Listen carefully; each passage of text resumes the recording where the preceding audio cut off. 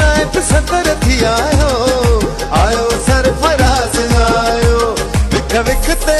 नाज़रीन, अवामी न्यूज़ में ख़बरनि जो सिलसिलो जारी है। इन वक्त असीं तव्हांखे खिपरो खां ख़बर ॾींदा हलूं त पीपी जो सीनियर अॻवान सरफराज़ राजड़ पीपी सिंध जो नायब सदर थियण बाद खिपरो पहुतो त पीपी जे सवें कारकुननि ऐं पीपी अॻवान सूबाई सलाहकार सैयद रियाज़ हुसैन शाह खुरसानी, तारिक मरी, माशूक चांडियो, पीपी खिपरो जो सिटी जो सदर इम्तियाज़ दर्स, पीपी अॻवान मीरसन राजड़, डॉक्टर हमीद चानिया जी अॻवानी में संदसि शानदार इस्तक़बाल कयो वियो। पीपी सिंध जे नायब सदर सरफराज़ राजड़ खे रैली जी सूरत में खिपरे जे मेन चौक ते आंदो वियो। पुलिस जे प्रोटोकॉल में सरफराज़ राजड़ खिपरो पहुतो त पीपी कारकुननि झुमरियूं हणी ख़ुशी जो इज़हार कयो। इन मौक़े ते आयल पीपी जे सवें कारकुननि ख़िताब कंदे पीपी सिंध जे नायब सदर सरफराज़ राजड़ चयो त आउं पीपी जो वर्कर आहियां, पूरी सिंध समेत खिपरो जी आवाम जा मसला मथे ताईं पहुचाईंदुसि। हिन चयो त पीपी जी क़यादत मूं ते जेको एतमाद कयो उन ते अॻे जीअं पूरो लहण जी कोशिशि कंदुसि। हिन चयो त पीपी आवाम जी नुमाइंदा पार्टी आहे, जॾहिं त आजियाणी रैली खे सूबाई सलाहकार सैयद रियाज़ हुसैन शाह खुरसानी ख़िताब कंदे चयो त असांखे ख़ुशी थी आहे त पीपी जी क़यादत पीपी जे नज़रियाती कारकुन सरफराज़ राजड़ खे पीपी सिंध जो नायब सदर जो उहिदो मिलियो आहे। खिपरे जे माण्हुनि जा हाणे अॻे खां वधीक मसला हल थींदा। रैली खे माशूक चांडियो, आमिर सोहेल ऐं ॿियनि ख़िताब कयो। वधीक ख़बरनि ऐं तफ़सील जे लाइ विज़िट कयो असांजी वेबसाइट awamiNewsHD.com ऐं ॾिसंदा रहो